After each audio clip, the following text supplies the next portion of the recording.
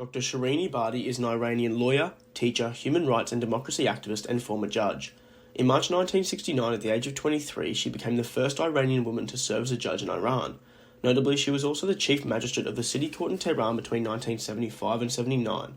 However, following the Islamic Revolution, she was forced to resign and was prohibited from practicing law until 1992.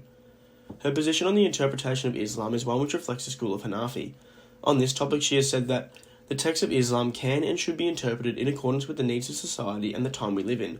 Of one thing I'm certain, none of our societies today resembles the Arabia of 1400 years ago for which they were designed.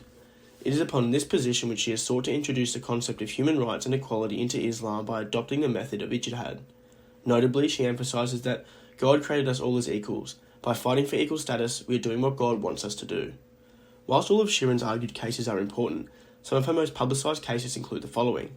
Firstly, she represented Nohit Galshani in a custody claim for her daughter Aryan, whose father automatically won custody upon divorce. During proceedings, Aryan was tragically abused and murdered by her father and his family. Within a month of Shirin's advocacy, Iran's parliament changed the law to allow the removal of a child from an unqualified parent.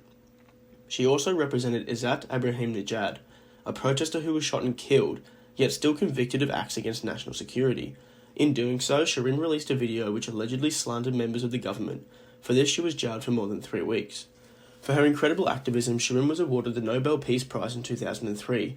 Upon acceptance, she foremost identified herself as a Muslim woman.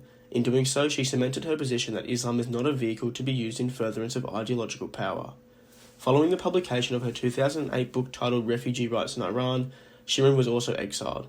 Furthermore, her husband was framed for adultery and alcoholism and sentenced to death. His execution was only pardoned when he agreed to denounce Shirin as a figure and woman of Islam.